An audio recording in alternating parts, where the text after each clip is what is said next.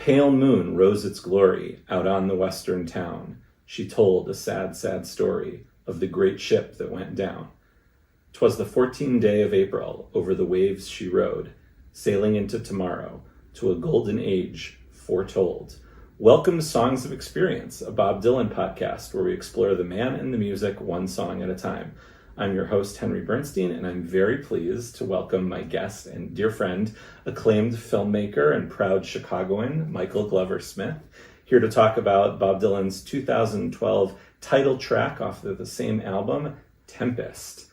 Michael, hello, you're here. Henry, thank you so much for having me. It's an honor to be the guest on your inaugural episode of this podcast. Yeah, who knows? It might be the only one. I guess we'll find out. The first and last. Yeah. Much like the voyage of the Titanic. There you go. The maiden voyage was the final voyage. Yeah, let's hope the end of Titanic, spoiler alert, is better than Tempest is better than the end of the Titanic. So, first thing I wanted to ask you, Michael, is how you got into Bob Dylan.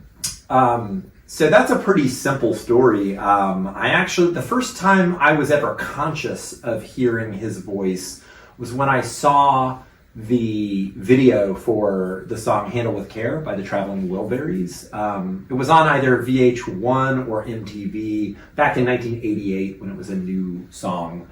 And so Dylan was, he was middle-aged at that point. But the funny thing is, I grew up on early rock and roll music because my father is a music fanatic. But he was born in 1947 in a small town in North Carolina. And so he didn't listen to Bob Dylan, but he loved 1950s rock and roll and early 60s rock and roll and R&B music. And he also loved folk music. Henry, this is the crazy thing. He was in a folk music trio when he was in high school, him and two of his buddies. What, did he sing, play guitar? He sang and played guitar, and he still has this beautiful old Gibson guitar from like 1962. Oh, wow. But, because he lived in Albemarle, the music he listened to was Peter, Paul and Mary, the Kingston Trio, the kind of more clean-cut, mainstream folk music. But so I would have heard Blowin' in the Wind, but the Peter, Paul and Mary version. So I had no clue that Dylan wrote that song. I would listen to that and Puff the Magic Dragon and all those kind of songs growing up. And I must have heard Dylan singing "We Are the World" in 1985, but I didn't know who he was. The first time I was conscious that I was listening to Bob Dylan was when the Traveling Wilburys came out. What a great introduction to Bob Dylan. I know. Your introduction to Bob Dylan was with George Harrison. Yeah. And Tom Petty. Right. And Roy Orbison. Of course. And let's not forget Jeff Lynne. Right. So did you just then over time grow to love him? When did you become... It was pretty soon after, because I bought Highway 61 on cassette tape. That was your first album? That was my first album, because I loved the Dylan songs on Traveling Wilburys so much that I felt like I needed to explore his catalog. And then I became aware of the fact that Like a Rolling Stone was his, greatest song. Right. So I remember going to the record store in the mall and, kind of finding that tape, seeing that Like a Rolling Stone was on there and buying it and bringing it home. But the first time I ever heard it, I was it was like I'd never heard it before, and I, pressed play on the little boombox in my bedroom, and Like a Rolling Stone came out. That that famous snare shot, which Bruce Springsteen said is like someone kicking open the door to your mind. Right. Great turn of phrase. Sort of like how Bob Dylan must have felt, hearing Johnny Cash or Elvis, exactly, first time. Or Little Richard, Chuck Berry. That's amazing. So okay, before we get into the song Tempest, I want to talk about why we're here together. Yeah. So you and I met in a very niche, magical place called Dylan Twitter. That's right. And during the pandemic, I would say, when we all sort of were in it, and maybe you and I interacted a little bit before, but it really wasn't until then. Probably post Murder Most Foul, Rough and Rowdy Ways, and discovered we had a mutual friend in Skokie Man, aka Aaron Wertheimer. That's right. A very very good editor and filmmaker himself and writer, and And since then, and then we learned also of like our shared love of seeing Bob live, and of course since then have seen Bob together now a few times, like quite a few times, you know, like literally one time sitting one seat apart, but a couple other times at the same shows intentionally. So tell me a little bit about your history of seeing Bob Dylan live. Okay, so the first show I saw was actually in 1989. So not long after I started listening to Bob. It was August of 89 in Charlotte, North Carolina. And here's the funny thing. Dylan's reputation was probably at a lower point in 88, 89, the early years of the Neverending Tour. Like before Oh Mercy? Or? It was right before Oh Mercy came out, but he had recorded it. So, you know, Oh Mercy, of course, was the comeback album. Right. But I saw him in an amusement park in Charlotte, North Carolina called Carowinds, the Carowinds Palladium. So there's like a little outdoor amphitheater which is inside the amusement park. And on the day of the show, you know, you could either go only to the show or you could get like a discounted ticket where you could go ride the rides in the amusement park and then go to the concert, which like gave you a discount on the concert. And so my buddy Franklin and I did that. We were like, you know, 13, 14 years old, and we were both big Dylan fans. We kind of got into Bob together. So we rode all the roller coasters. The famous roller coaster at Carowinds at that time was called Scooby-Doo. It was like a Scooby-Doo themed roller coaster. So we rode that, and then we went and saw the show at night. That's like a theme time radio hour episode. Exactly. You know? Pure Americana. Right.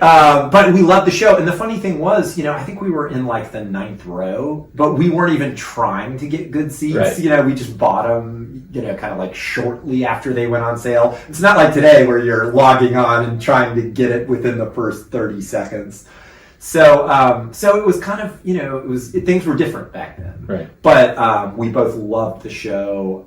The set list was incredible. He played, and the funny thing was, I probably had maybe 7 or 8 albums at that point. I didn't have all of them, but one of the ones I had was the self-titled album from '62, and he played 2 songs off of it. He played "Man of Constant Sorrow" and Pretty Peggy-O. Oh my God. Wow. And so, you know, I love those songs, and to me, that just felt natural. It's like, oh yeah, that's his first album. Like, these are famous songs. Right. You didn't know those were rarities. I didn't know they were rarities at all. I had no clue. You probably didn't even know he didn't write Man of Constant Sorrow or Pretty Peggy-O. I mean, I had never seen set lists of any of his shows, so I had no clue what to expect, but I loved the show. And would you say from that point on you were sort of hooked on seeing him live, or did you have like periods of not seeing him live? That happened gradually because I had just turned 14. And by the way, that tour was Tony Garnier's first tour as bassist, summer of '89. Wow. So yeah, I've been seeing not only Bob, but Bob and Tony for the past, 35 years. Basically as long as Bob has been seeing Tony. Exactly. Yeah. So I did see another show the following year, because this is the beginning of the Neverending Tour, and he played all the same. He just looped around. He came back to Charlotte, so I saw him on Halloween night of 1990, and at that point, Under the Red Sky had just came out, which I bought, on September 11th, 1990, the day it came out. So he was playing a lot of those songs. He played Wiggle Wiggle and To Be Talkin' Song, and I loved it. As a 15-year-old, I thought that album was great. That answers my next question. I didn't know I was supposed to be disappointed in it. I was too young to know the difference. What did we know? Exactly. Yeah. But then there was a gap. I didn't see him again for another 4 years. Okay, so until you were 18 or so. Yeah, I went to a performing arts high school for my senior year in Winston-Salem to study acting. And then I moved to Chicago to go to DePaul also for acting. And I didn't see Dylan again until '94. Okay. And then, and that was a show in Indiana. Me and a couple of my buddies drove down to Merrillville to the Star Plaza Theater and saw him play. And that's when he had Bucky, in the band, really kind of fleshing out the sound with the steel guitar. Whereas the first 2 shows I saw, that was like the minimalist, garage rock. Almost punky. Wow. Years. Was G.E. Smith in the band? I saw G.E. Smith was the guitarist for both of the first 2 shows that I saw. Yeah, that was kind of like a grungy band. It was, yeah. Who was on drums then? The first show was Christopher Parker. Oh, interesting. In 89, and then He didn't last long. I can't remember who it was in 90. I'd have to look it Wow. up. Wow. Yeah. Wow. So you saw that that unplugged version of the band, basically. Yeah. That was 94 also. Exactly. Incredible. Yeah. Wow. So I wanted to ask you one more question about seeing Bob live. Have you seen any Tempest songs live? Oh, yeah. I mean, And I mean Tempest the album. Tempest the album, Well, and yeah. I'll explain shortly why I mean just the album. I've seen a lot of shows from 2013 through the present. So he was doing a lot of Tempest songs, especially, in the early part of that section of the Neverending Tour. Well, I can assume you've seen many because you've seen more shows than me, and even in the period of time where we overlap seeing lots of shows, you've seen more shows than me. You were a Dylan traveler far longer than I have been. But I've seen 37 Tempest songs. That includes 10 early Roman Kings. Wow. 9 Soon After Midnight, 7 Pay and Blood, 4 Duquesne Whistle, 4 Long and Wasted Years, and 3 Scarlet Towns. Wow. So I'm sure you have seen those. So Tempest. But wait, Henry, let me jump in. Isn't that all of the songs he's played off the album, with the exception of Roll on John, which he only did twice yes. in England? Very good. So Tempest, along with Tin Angel and Narrow Way, are the only songs on this album not played live. And as you said, Roll on John, the final track, was only played twice. So yes. What I guess my point is that he, during that period of time, 2012 on, he played a lot of Tempest songs. Yes. So, sort of playing the songs on your album, much like he did in 06 with Modern Times and 2003, 2002, 2001, Love and Theft, with a couple ones that, inexplicably he didn't play live.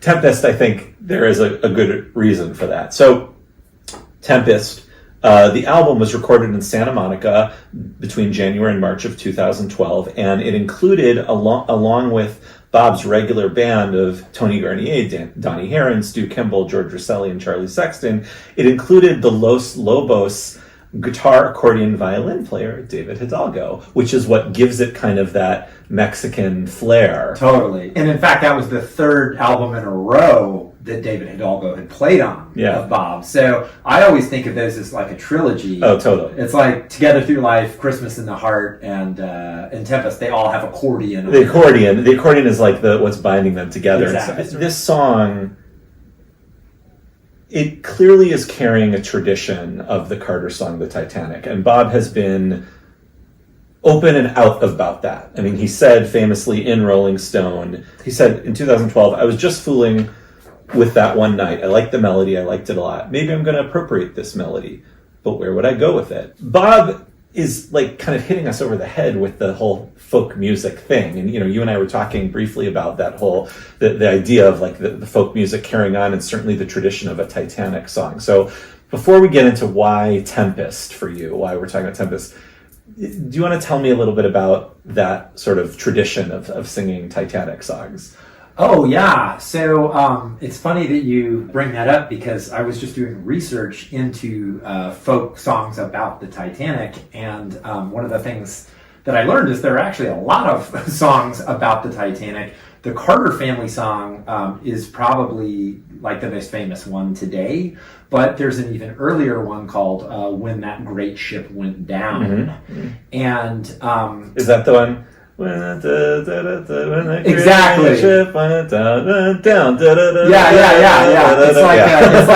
It's like a children's campfire song, But I learned something really interesting, that there's a version of that song on Harry Smith's Anthology of American Folk Music, which is by a husband and wife duo, William and Versie Smith, and they were gospel singers and blues singers, and obviously that's not a gospel song, but their version is killer. William Smith has a real gravelly voice. He sounds kind of like Charlie Patton or Blind Willie Johnson, and then his wife kind of sings along, kind of chimes in, and he's playing the guitar like in a very percussive style, and then she's playing the washboard. Oh, awesome. And so it's really, really great, but it's really upbeat and it's really joyous, which is kind of in ironic counterpoint to the lyrics. Right. So, because it makes you want to dance. Right. And then the chorus is, wasn't it sad when that great ship went down? So anyway, I found this incredible blog called My Old Weird America, which is kind of a riff on the title of Greil Marcus's book about the basement tapes and Harry Smith's anthology. And this is what I learned. I'm just going to quote this. Unfortunately, I don't know the author's name because their real name is not on the blog. But anyway, this is what they go to the blog. Go to My Old Weird America, and here's the entry about this song. The sinking of the Titanic in 1912 was an event that made a big impression on people's minds, as it was one of the first in a series of disasters in the modern world that showed the vulnerability of man's creation against God's creation, nature. Soon after the event, songs began to circulate, and some were put in print on broadside papers. For many singers, the disaster was a kind of modern Tower of Babel, God punishing man's arrogance, especially among black singers who saw in the disaster God's punishment for the segregational policies of the boat's company because blacks were not allowed on board. And I just want to quote you one verse from that song which illustrates this point.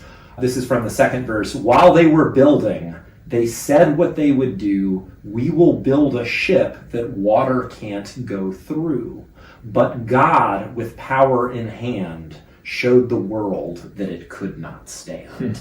And I think that kind of set the template, that verse in particular, for how not only people sang about the Titanic, but also kind of how they view it as a narrative, which is almost like, it's the ship itself is kind of a symbol of man's hubris. It's kind of like, they said it was unsinkable.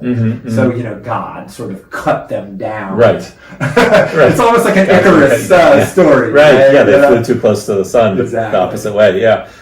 I mean, that's amazing. I mean, that really sort of illustrates what's so interesting about things that Bob has done from his first album, like you talked about earlier, to his most recent, which is putting his stamp on major events in human history in the way that the Great American Songbook does, or traditional music does. Like throughout his career, we've seen him do that. Like Bob Dylan deserves a place in singing a song about the Titanic, about the Kennedy assassination, right. Singing all of those what we call Sinatra songs, but they weren't written by Frank Sinatra, right. Putting his stamp on what this is. And it's also being part of a Carter song. There's just that great folk lineage there. Yeah. Going back to the earliest days of recorded music. Absolutely. And I just love that. This, of course, is Dylan's third longest song behind only 1997's Highlands off of Time Out of Mind, and of course Murder Most Foul, which one could say it's on Rough and Rowdy Ways. I would say it's its own thing, but that's for another time. You're one of those. I don't know. It's sort of disc 2. It's like Rough and Rowdy Ways at Jace. But what's funny, just real quick, Murder Most Foul and Highlands, just in terms of statistics, are only apart by about 20 seconds. Right. So, and Dylan has no shortage of long songs, but this one certainly is, it sort of is the length to which the subject deserves. Right. Right? Yeah, it actually has 45 verses. They're short, they're 4-line stanzas. Right. But there's 45 of them. So it's an epic. It's an epic song. It's an epic. Why did you pick this one? When I asked you to come talk to me about a song, why Tempest? So I've always loved this song. I bought the album on the day it was released, September of 2012, and it immediately kind of stood out to me. I love the whole album, but but due to the extreme length, and also I think just due to his vocal performance and the lyrics, which are so wild. You know, it's such a bizarre song. I just fell in love with it, and I was surprised that not everyone felt that way. To me, it was the best song on the album.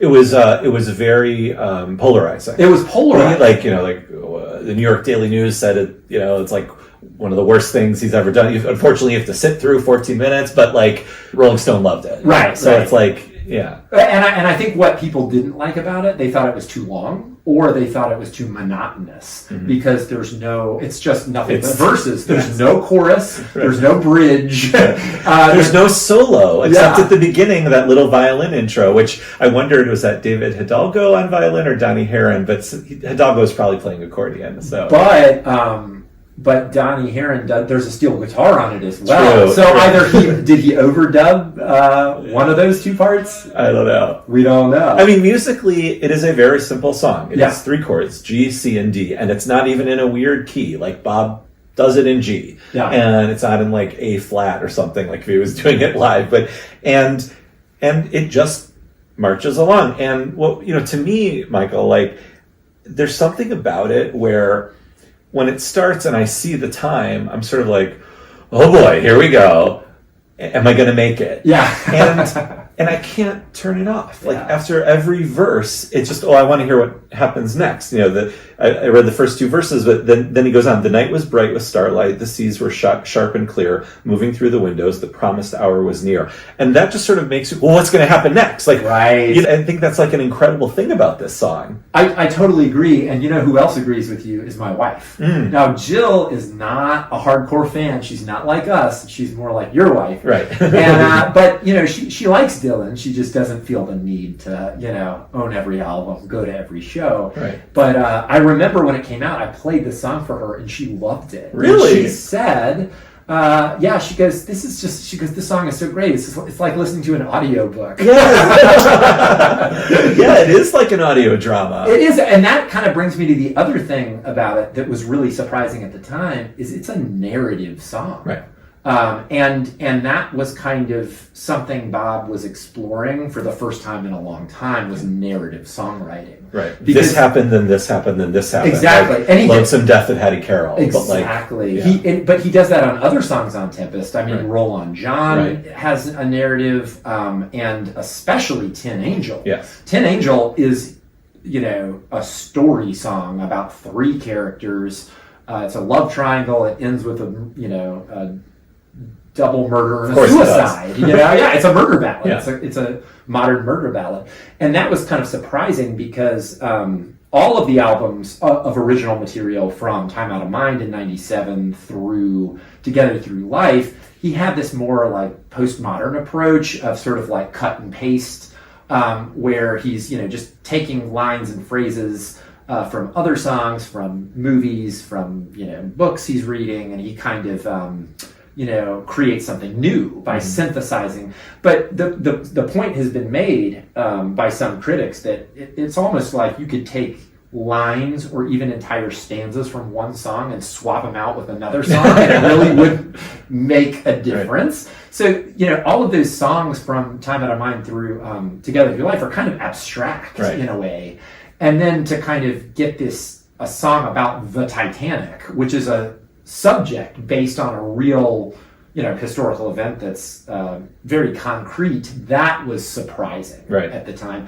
But what's interesting about Tempest is it's not really one narrative. It's like a bunch of different fragments of narratives, right? It's almost like every verse in that song is its own little story. Sometimes characters will appear in multiple verses, but oftentimes he'll just sing about characters in one verse and then they disappear. Right. So I always liken this song to like a Hieronymus Bosch painting. Okay. You know, like the Garden of Earthly Delights or something, where there's just like dozens and dozens of characters in the canvas, and your eye can kind of wander around and you can kind of pick and choose what you want to focus on. You know, and it's like there are all these different stories being told, and that's, to me, how the song works. It's interesting what you said about the different characters in it. I was thinking about the Leo line. Yes. So, and Bob even had a quote about it. So I'll read the line. Leo took his sketchbook. He was often so inclined. He closed his eyes and painted the scenery in his mind. And of course, like you said, Leo comes back a little later with Cleo. But this is a very interesting thing that Bob does, which is he could have said Jack took his sketchbook. That's the name of the character. Right. If he wanted to get into the cinema of it, just use the character. But he doesn't do that. He takes something from pop culture, knowing that everyone knows that what James Cameron did was make a thing that pop culture, that lived forever in pop culture, right? And everyone knows Leo's in it.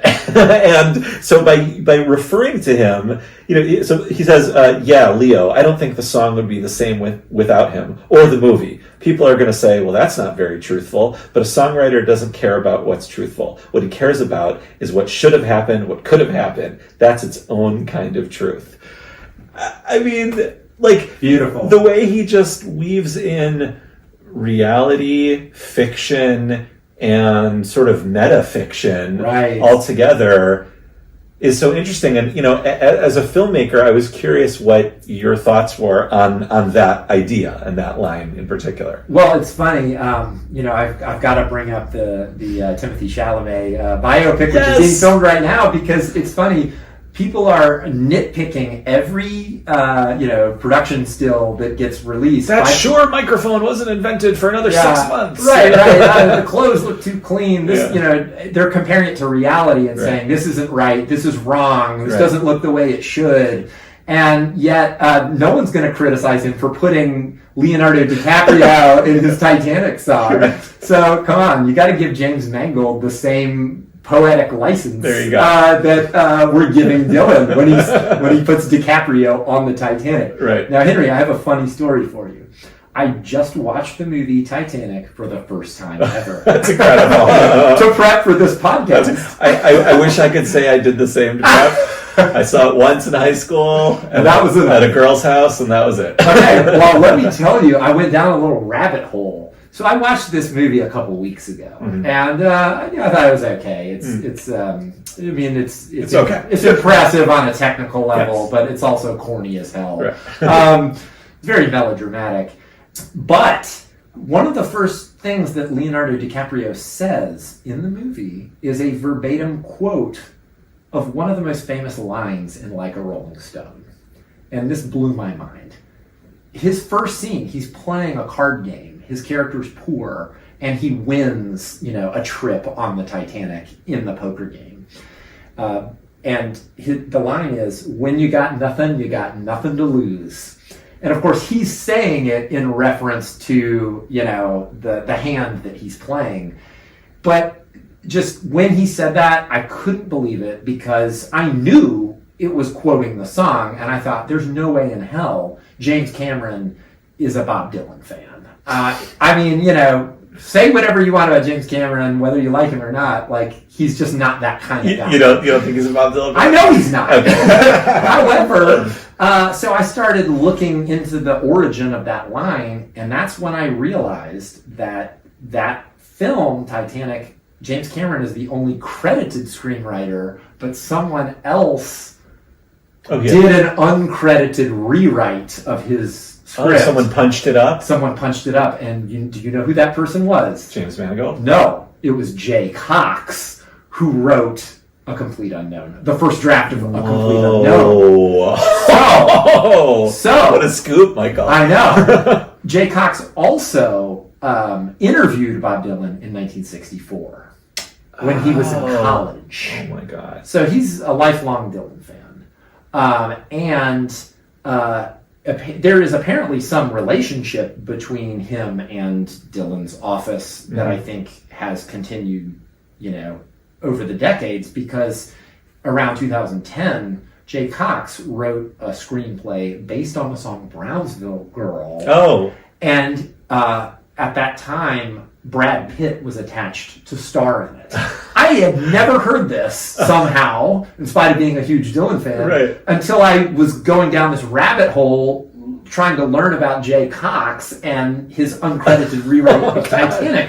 But the Brownsville Girls screenplay, which sadly never happened, never got turned into a film, that apparently was written at the request of Bob Dylan. Ah, okay. So it's almost like they hired Jay Cox to... he was kind of a ringer. Yeah, exactly. That's amazing. Just to bring it all back to that verse. Bring it all back home. So the fact that Dylan is dropping Leonardo DiCaprio from that movie into this song, in a way, he's sort of repaying a favor, or he's paying homage to Jay Cox, because Jay Cox did the same thing for him in that film. Wow. Bravo. Well done. I mean, what I was going to say was just that when he said, when you ain't got nothing, you got nothing to lose, you must have been doing the Leo meme from Once Upon a Time in Hollywood. I did do that. And not only that, there are two other lines later on that I think are inspired by Dylan. Really? Do you want to hear them? Yes, please. So later on, Leo he's talking about his past, and he refers to himself as being like a tumbleweed blowing in the wind. And then, of course. And then later on in the film, there's a very famous line where the old version of Kate Winslet makes a reference to a woman's heart is a deep ocean of secrets, which is very close to a line from One More Cup of Coffee. Your heart is like an ocean, mysterious and dark. Those aren't those aren't verbatim like a Rolling Stone one, but I can't help but wonder if Jay Cox wasn't spinning Dylan records while he was punching it up. And I'll give you that last one. It's kind of like how you thought the reference to Tweedledee and Tweedledum in Wonka was a Dylan reference. Oh no, I didn't think that was. I just thought it was funny. Yeah. That was a funny coincidence. Yeah, just a funny coincidence. That's incredible. Wow. Yeah. So is he? Okay, so that's kind of, that's really meta. That's even more meta than I thought it was when I said it was sort of like, but do you think he's, so you think that Bob is knowingly sort of, like you said, paying it back or paying homage to Leo or to the writer or just the movie in general, that it's like the movie, you can't separate the story of the Titanic from the movie if you're post 1997, so might as well merge them, or... So this is what I think Dylan does, and I think he does it on other songs on Tempest, and I think he did it on Rough and Rowdy Ways, which is he decides on a subject for a song, like the assassination of John Lennon, like the murder of John F. Kennedy, like Frankenstein in my own version of you, and then I think he starts watching movies, starts reading books. There's no doubt in my mind he watched Oliver Stone's JFK to prep for Murder Most Foul. So I think he watches movies, he reads books, he listens to other songs about those topics, and then he lets his imagination start connecting the dots. Right. That's what I think he did when writing Tempest. If I may, Michael, there is a Taylor Swift connection here with this line. So she, in the song "The Man," she says, "I'd be just like Leo in Saint Tropez," which is a reference. It's kind of a jab at his famed annual Leo DiCaprio gala held in Saint Tropez, where he's a habit of vacationing with younger girlfriends and stuff, and she's kind of just for a moment to share a little intertextuality between Taylor Swift and Bob Dylan, because I know that'll either delight some people or piss some people off. So here we are. It's your podcast, buddy. Here we are. Yeah. So do you think when Leo comes back later in the song, that's the same Leo? I do. Leo. I do, because he does that with a couple of other characters. The Watchman is a character who returns. The captain is mentioned across multiple verses. So it's kind of like again, it's like a movie where it's like you watch one scene with a character, then you're watching scenes with other characters, then it goes back to Leo. And the second verse in which Leo appears is probably my favorite. That's the one where he says. It's about him standing in the doorway. Another self-Dylan reference. To prevent those from harm. And then he sings, "Blood from an open wound pouring down his arm." Yeah. And that's my favorite vocal moment on the whole album. because when he sings Blood from an Open Wound, he does that thing where he makes his voice sound like the words that he's singing. Listen to especially the phrase open wound. It sounds like an open wound. It sounds like he's singing through a throat full of bloody phlegm. You know, it is the most gravelly, he growls it out. He really does. It's incredible. I'm glad you mentioned that, because I want to come back to this verse and the verse before it, actually, when Leo comes back. But I'm glad you mentioned his voice, because, you know, I think one thing that we've talked about offline is how beautiful and strong his voice has been these last few years, basically since Rough and Rowdy Ways, in a way that's different than, let's just say, you know, 2004 to here to 2012 or so. You know, like there is a certain level, especially when you're seeing him live, of some growling, and performance wise that's also interesting and great in its own way. But in this song,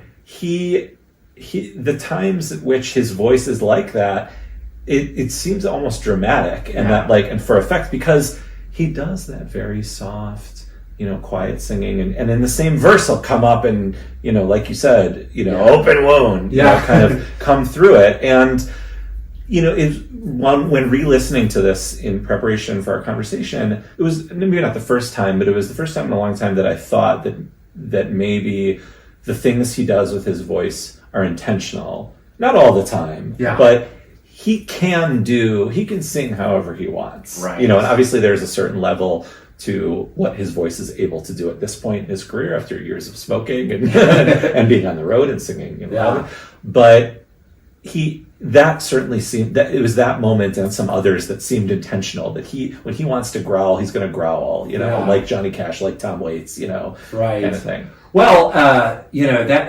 it's a little bit of a mystery how his voice has been seemingly rejuvenated in recent years. And I wonder if we'll ever know if it was quitting smoking, if it was, you know, vocal cord surgery, what the hell it was. But, you know, we were talking about those 3 albums being the trilogy of David Hidalgo. Mm-hmm. You could also say it's the Shredded Voice trilogy, because that is the most gravelly, you know, Together Through Life, Christmas in the Heart, Tempest. Those albums are not for the casual fans. No, definitely not. They're for hardcore. And certainly, you know, I remember when Modern Times came out, his voice had come back after, really, because it's pretty gravelly on Love and Theft too. And it works with the subject matter and the songs. But 2006, I remember Modern Times, his voice was the best it had been. You know, I'll put best in air quotes, you know, it had been since really 97, you know, 98. Well, Clinton Halen has a theory about that. If I'm allowed to bring his name up. All right, lay it out. He may be right, which is that Love and Theft was recorded immediately after the end of a long tour. Mm-hmm. You know, he had a long spring U.S. tour, and then he immediately went into the studio. And he wrote on the road. And he recorded it. And then Modern Times, he did the opposite. He recorded it at the beginning he recorded at the beginning of the year when he had been off the road for months. So his voice had been rested. But, I mean, I'll tell you, between 2009 2012, if you saw him live, he was kind of barking out the words. Mm-hmm. And I saw some shows during that time, and I loved them, because Dylan's voice, you know, his singing has always been about the phrasing, right? Like, where does he breathe? Where does he pause? Mm-hmm. What words does he emphasize? Mm-hmm. And so on and so forth. But his voice seemed to have been kind of reduced to something where you thought that's all he can do. Right. You know what I mean? You're like, this is now his range.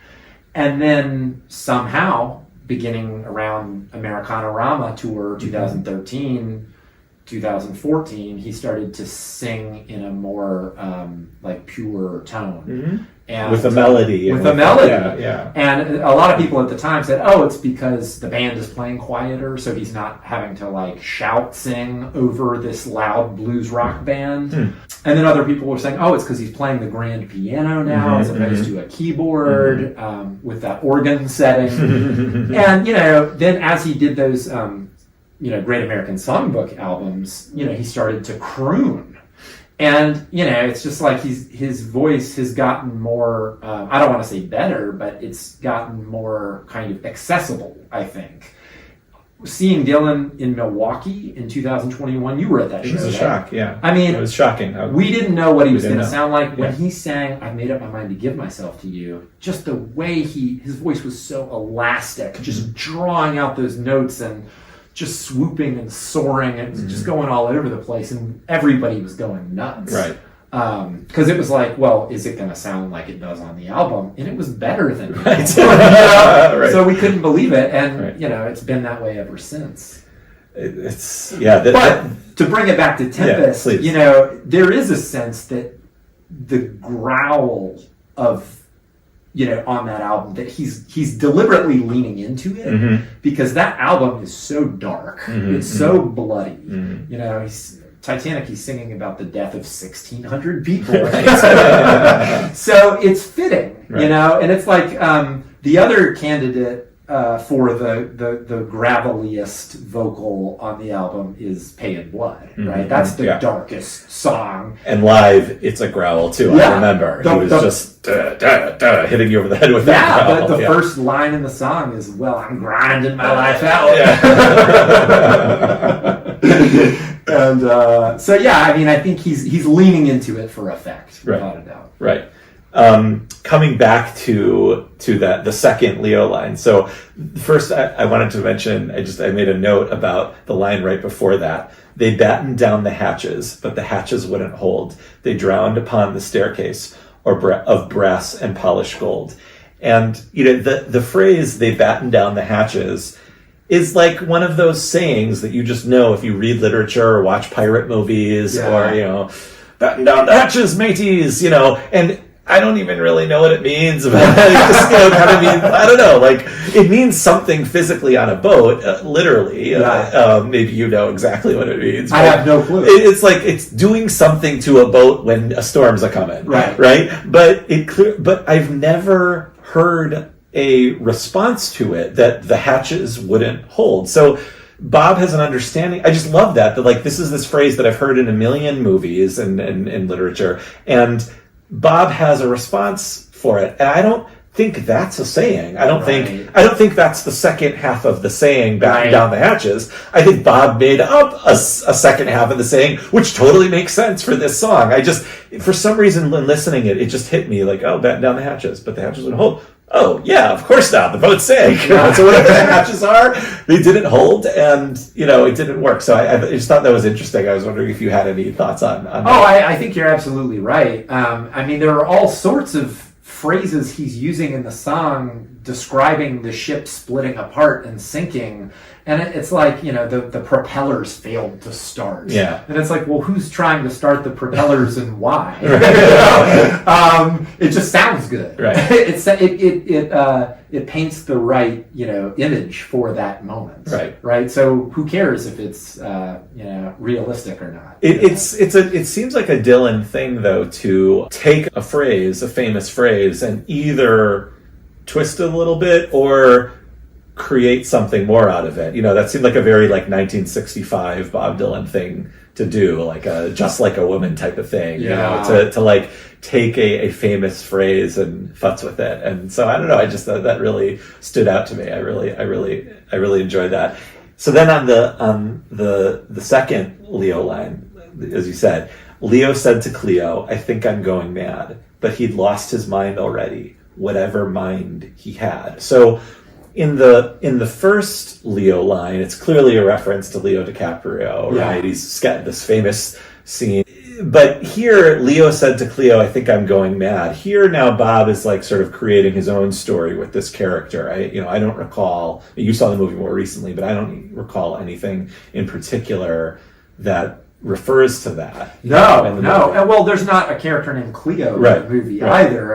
Is that a reference to the Kate Winslet character, or did he just need a rhyme with Leo? Right. Who knows? Right. I mean, and it works. So again, I think he's taking the idea of Leonardo DiCaprio from that movie, and he does talk about him having a sketchbook, being an artist. So it is a reference to the character, but he's spinning his own version of that character in this song.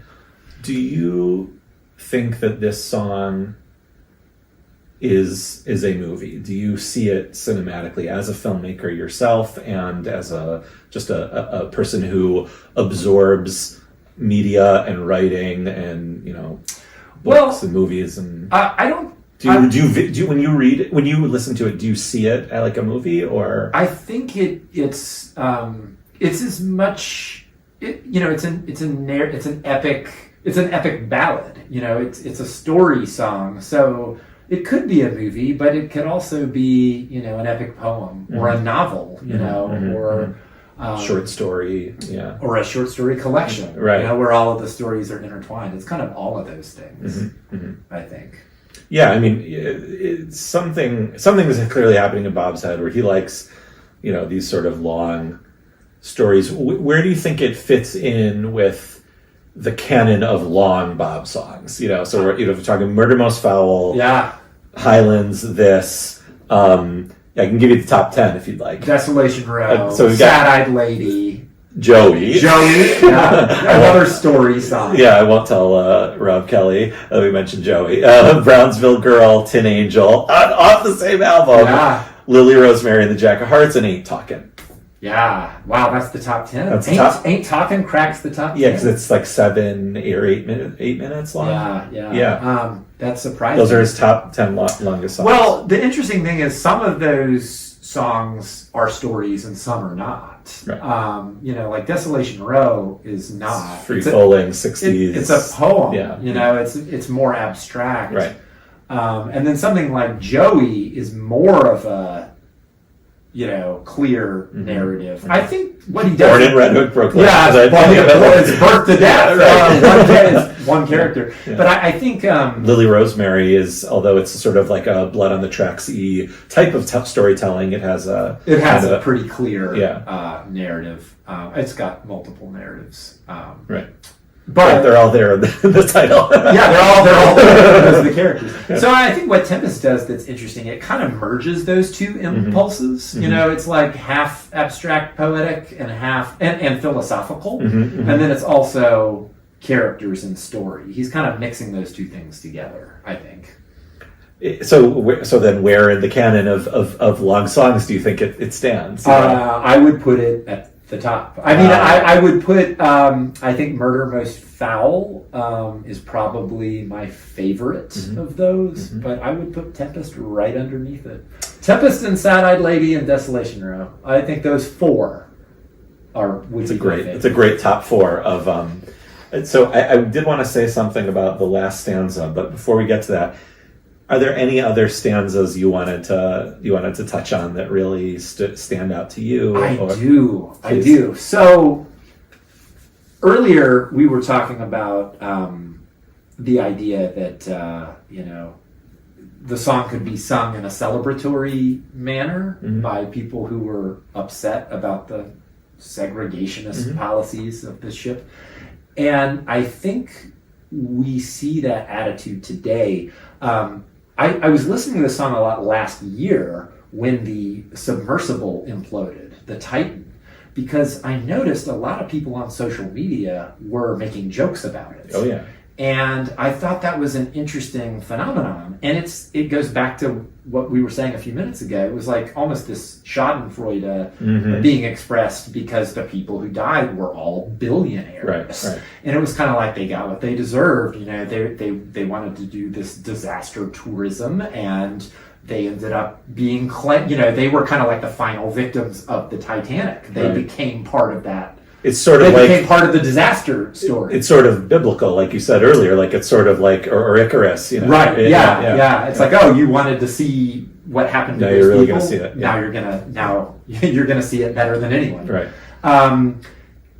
And I think a lot of people who were making those jokes were kind of, younger people, Gen Z, I think a lot of college students. And they do have a point to an extent. I mean, obviously it's a tragedy, when almost anybody dies. But I do understand the point that around the same time, there was a ship full of refugees, I think going from somewhere in Africa to somewhere in Europe, that sank. And a lot of people died, way more than were on the submersible. And so a lot of people were making the point, why isn't this in the headlines? Mm-hmm. The media only cares about, the death of the rich. It's only treated like a tragedy. It's only treated newsworthy if it's people who are super rich. So I understand the outrage about that. But I want to say, I think Dylan's point of view as the author of this song is the opposite of that. When he's singing about the Titanic, he's basically saying this is the way life is. And everybody who died on the ship, it doesn't matter if they were rich or they were poor. It was just their time to go. And it's not because God was punishing anybody. In fact, I think there's one stanza that really seems to sum up what I consider to be Dylan's philosophy, which is... they waited at the landing and they failed to understand. They waited at the landing and they tried to understand, but there is no understanding on the judgment of God's hand. So what he's saying is you can never understand why things happen. Mm-hmm. And, so God doesn't punish the wicked. He doesn't reward the virtuous here on earth. Mm-hmm. That's what I think Dylan's point of view is. And I think that ties back to something he said in the Rolling Stone interview when Love and Theft came out. Do you remember when he told Michael Gilmore, God is arbitrary? And Michael Gilmore acted confused. Yeah. And he was like, wait, I thought most people think of God as being unchanging and stable. And Dylan says, yeah, I agree with that. And Michael Gilmore's like, I don't understand what you mean by arbitrary. And Dylan says, look it up in the dictionary. You gotta come with your boxing gloves on when you interview Bob Dylan. But I never understood what Dylan meant by arbitrary until I started meditating on that verse. And I think what he means, and of course I could be wrong, but I think what he means is that when something happens that's a tragedy, and we think that, it somehow is the judgment of God, it's happening arbitrarily, not because anyone deserved it. Mm-hmm. Does that make sense? Yeah, absolutely. I think, in many ways this is this epic tragedy, but also everyone was on equal footing, right. Yeah, he goes out of his way to point out that there were poor people on the ship. Right. The good, the bad, the rich, the poor, right. The loveliest and the best. Right, and maybe to God it's arbitrary. Right. Who knows? It's just a bunch of people who happen to be on that ship. Right, and and God, obviously, Bob's saying judgment of God's hand. The way he's referring to God is in a very biblical sense, and in the way that people at that time, and obviously many people now, think of God and experience God. Who knows what Bob thinks of God, but he's making a reference to the character of God. Absolutely. As my wife likes to say when referring to the biblical God. Yeah. The character of God here is it might be judgmental, might be vengeful, but in the case of the Titanic, perhaps just arbitrary. Right. Is that what you're saying? Yes. Well, here's how I would phrase it. To quote Nick Cave, I don't think that the God in the song is an interventionist God. Interventionist. Yes. I like that. Yeah. I like that. That's the opening line of the Nick Cave song. I don't believe in an interventionist God. Oh, that's great. I'll have to check that out. That's awesome. Any other stanzas that stood out to you? No, why don't you lay one on me? All right. Well, there were a couple more that felt very sort of haunting and biblical in ways, like when the reaper's task had ended, 1,600 had gone to rest. The good, the bad, the rich, the poor, the loveliest and the best. Bob putting the word lovely in that horrific verse, it's like only Bob Dylan can do that. Just the dichotomy of horror and beauty. He's just so good at that. And you know, of course, you know, obviously we're not hitting ourselves over the head with that metaphor, and that the Titanic was that. It was this great modern achievement that ended up being a horror. But you know, the loveliest could refer to people, could be the Titanic itself. So I really liked that one. I wanted to say something about the last verse. And this, we don't have to stop here, but tell me what you think about this. So the watchman, he lay dreaming of all things that can be. He dreamed the Titanic sinking into the deep blue sea. So I was thinking about the idea of this being a dream. Yes. You know, that maybe either, you know, Bob Dylan dream, or our dream, or the watchman on the Titanic. Whomever, a survivor of the, you know, because there were those, obviously, as we know from the James Cameron movie. You know, and it's interesting to me because the song, unlike other songs of his, is not dreamlike. Seems straightforward. There is metaphor, and there is, of course, imagery that is not necessarily linear happening, but I was just really interested that this could be a dream. You know, that did come true, actually. Yeah, that's one of the most fascinating aspects of the song. I should point out that the character of the Watchman does appear in the Carter Family song, the Titanic, and they do mention him dreaming, but they mention it once in a fairly short song. He brings the character up again and again. He does it, I think, 4 times, and describes the character as dreaming every time. So you have to wonder, is this, you know, does this justify, is this what gives Dylan the poetic license to create fictional scenarios? Right. He describes people killing each other on the Titanic. You know, brother rose up against brother. Yeah. In every circumstance, they fought and slaughtered each other in a deadly dance. I mean, he knows that didn't happen, but in that sense, it makes the song feel like a metaphor. It feels like this is life. You know, the ship itself is the world. The people on it are, you know, it's everybody. And all these things that happen, you know, it's like there are acts of bravery, there are acts of kindness. You know, I love that verse. Jim Dandy smiled. He never learned to swim. Saw the little crippled child and gave his seat to him. I cried once while listening to that. In the year 2020, I was listening to this a lot when I was waiting for Rough and Rowdy Ways to come out. I did kind of a deep dive into Tempest again because I was kind of starved for original Dylan songs, and that stanza hit me like a ton of bricks. So he's describing, you know, people do good deeds, people do bad deeds. You know, he describes characters as traitors and turncoats. And you're right, there's a lot of very concrete images, like mothers and their daughters descended down the stairs, jumped into the icy waters. Love and pity sent their prayers. That's pretty disturbing. It's, you know? Yeah, and it's very descriptive of what happened. It's not metaphor. Right. Exactly. It's very concrete. Yeah. So by describing the Watchman as dreaming, it's almost like that allows him to say anything he wants because it's the whole thing is a dream. Yeah. So do you think, you know, in within the world of this song, do you think this song is a dream? I do, but I also think life is a dream.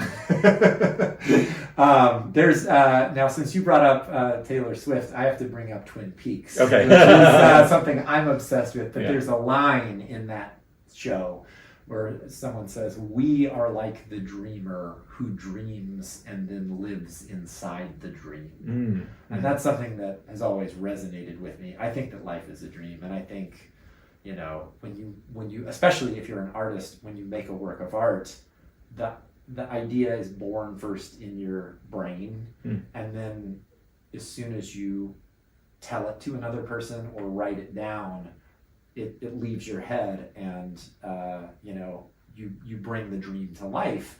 And then if you're collaborating with other people, it's like you're all kind of living inside the dream.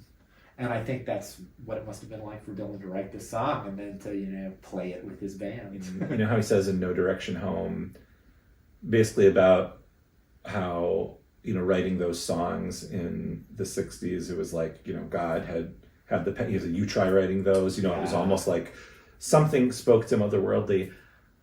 And it's not that it bothers me. I think he's right in that, but I think things like this are like that too. I think there is a spark of the divine inside of him when you write something like this. Yeah.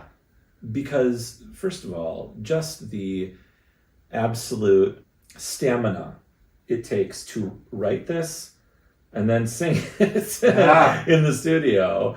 I mean, and I think like just the physical requirements that it has is divine, and to write these kind of words, I think that there's almost no other way to explain it. That how at that age, and did he do this? And obviously we said that again 8 years later with Rough and Rider Ways, and we're still saying it. That how is it possible? So I'm really blown away by the sort of high level of this song. It's not just a long story song, right? There's so much more to it, and it contains the whole world. In a way. And I love that phrase, the spark of the divine, and I think that you're right. And I think the truth is, I think a lot of people feel that spark, but Bob Dylan is one of the few people who has the talent and the discipline to, turn it into a 45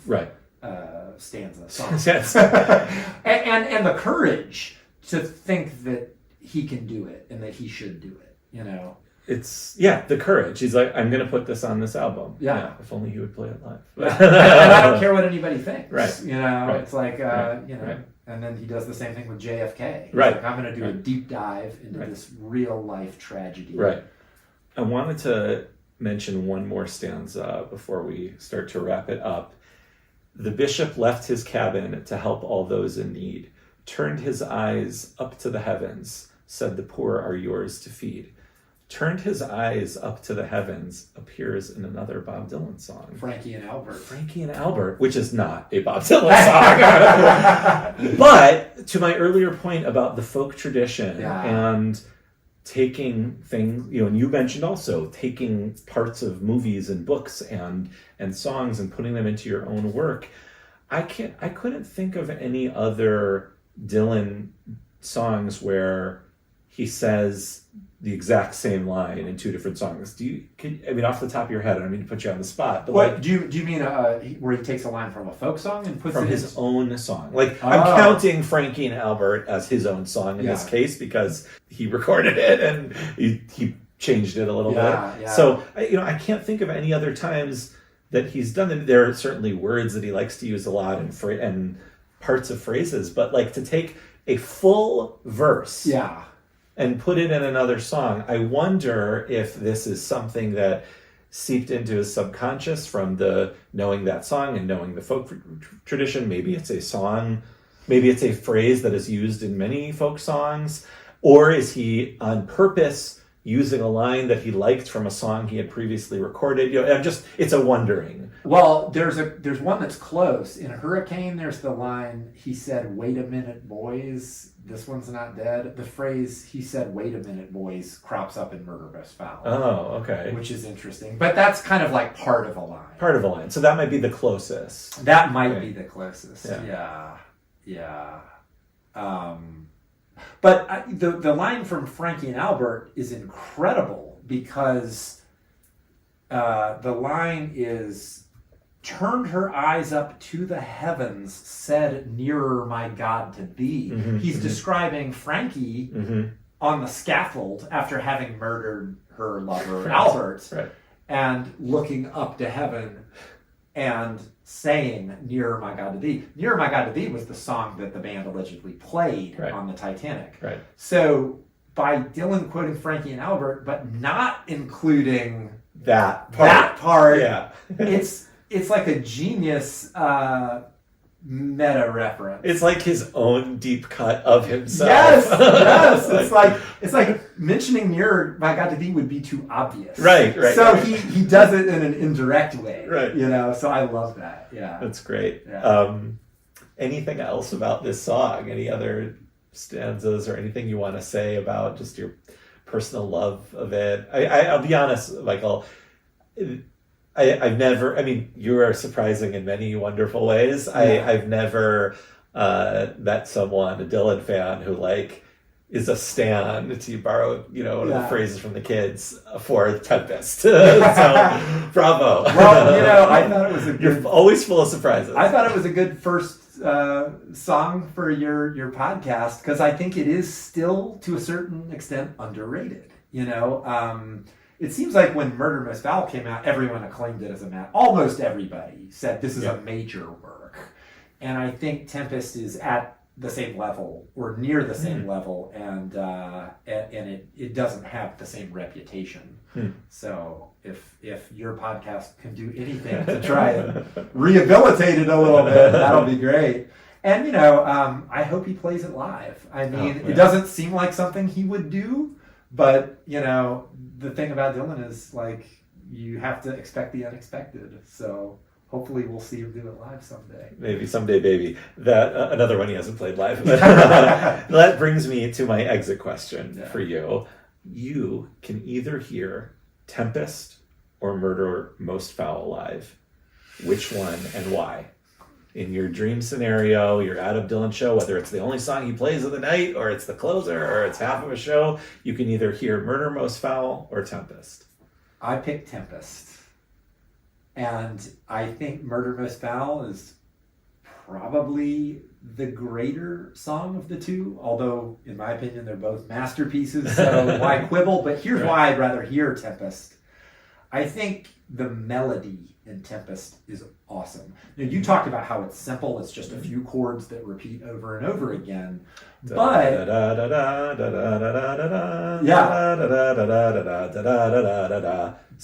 that's what makes it hypnotic. Right. Lulls you into... It seems familiar, like you've heard it before. Yeah, I mean, and he does that on other songs on the album Tempest, like Long and Wasted Years. Right. It's just that descending guitar line that just repeats. Right. Or Tin Angel. Tin Angel is just, it's very simple musically. But what's great about Tempest is his singing. He sings the hell out of it. And he doesn't always sing the vocal melody the same. Like sometimes his voice goes up at the end of a line, sometimes it goes down, and you never know which way it's going to go. I was listening to the song earlier today, and it really blew me away when he sings the line, "There were many, many others, nameless here forevermore." And he goes up on forevermore. Yeah. And it was the exact right way to sing that word. And of course, he didn't plan it that way. That's just what comes out of him. You know what I mean? And so if he were to do it live, it wouldn't be exactly like the album, but it would still be full of surprises in the way he sings it on the album is full of surprises. Great. Well, it's your question, so that's great. Amazing. Well, Michael, where can folks find you on the internet, or wherever you'd like them to find you? I forgot to renew the domain name for my website. Okay. whitecitycinema.com. So I think Instagram is Instagram and Twitter. My handle is the same. My username is White City Cinema, like Devil in the White City. And so that's the best place to find me. Great. Awesome. Is there anything you'd like to plug, or anything in your filmmaking world? Absolutely. Well, Henry, I do have a movie called Relative, which I made back in 2022, which you saw the Chicago premiere of at the Music Box Theater. That film is going to be made available to stream via Music Box Films beginning on May 21st. I'm not sure if that will be... It'll be before we launch. So Perfect. Yeah. So May 21st, you can rent it and buy it on digital across a whole bunch of platforms. Amazing. Yeah. Great. Well, thank you so much, Michael. Thank you so much. This was a blast, and I can't wait to hear all of your future episodes. Yeah. Well, we'll have to do it again and have you on for another future episode. Start thinking about another song from Tempest. No, Anytime, buddy. Thank you.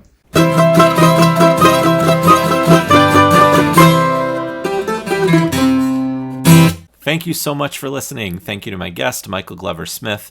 Please look for the next episode of Songs of Experience on the first day of the month, found in all of your podcast feeds. Please give us a follow on Twitter at Songs of Bob. If you're subscribing on Apple Podcasts, please take a moment to give us a rating and review so we can spread the word a little more. If you'd like to see a video version of this podcast, please subscribe to our YouTube channel, youtube.com/@songsofbobdylan. You can, of course, email us at songsofbobdylan@gmail.com. Lastly, this show would not exist without the freewheelin' Rob Kelly and Pod Dylan. Thank you for originating the format and giving me your blessing to continue the conversation. You can check out all past episodes of Pod Dylan on all of your podcast feeds. Thank you again, and we'll see you next time.